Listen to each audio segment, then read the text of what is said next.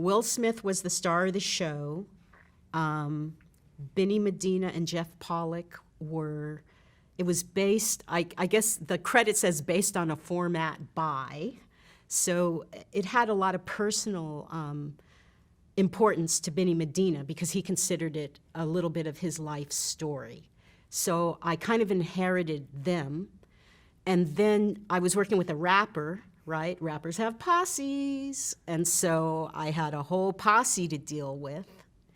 And it was very political. And that was the first time I had really been in that political a situation where you had all these different factions wanting power and wanting to say how things were done. And I inherited a writing staff, so I didn't get to pick my writing staff. So there were a lot of challenges, but I had a great line producer, Warner Wallian, who knew the show really well, who knew how to produce. I mean, he's the best producer I ever worked with, and was very creative. I believe the line producer is a creative producer, and I want their input, and we made a very good team, I thought. And I only ended up getting rid of a few people. I got rid of the stage manager, and that was a big, big deal. But I was told, when I did my research, that this was a person who should be replaced. That was bumpy in the beginning, but it turned out okay. And then I kept all the writers through, we pitched stories, and I had everybody write a first draft.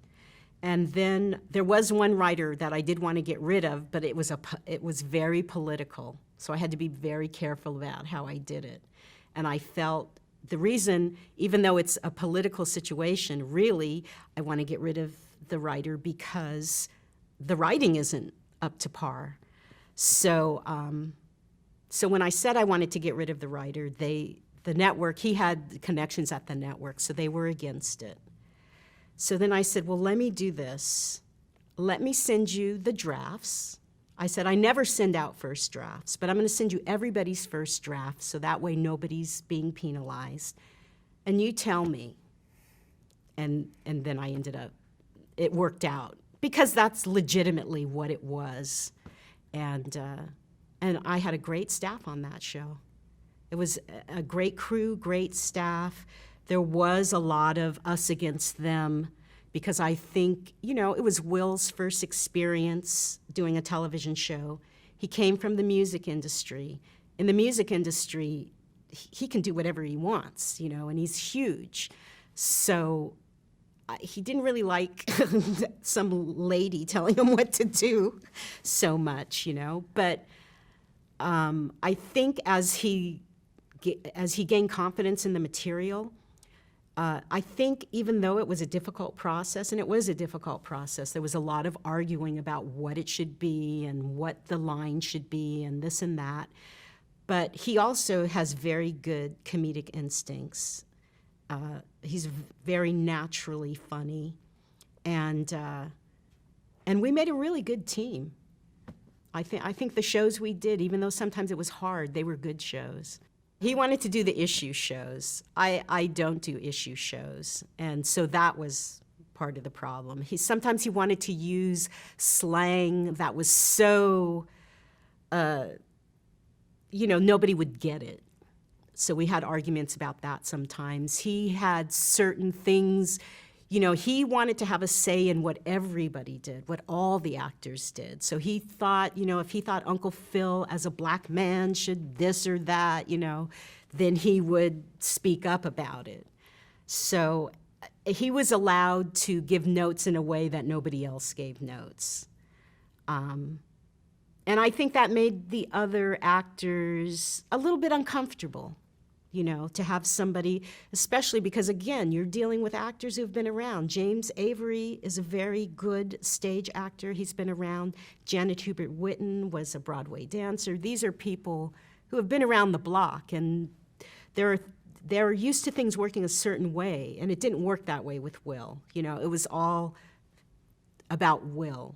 And I would have to explain that to them sometimes, you know. He is the star, and this is the way that it's set up. It's not called the Fresh Parents, you know? So it was difficult, but, you know, it ended up working out okay.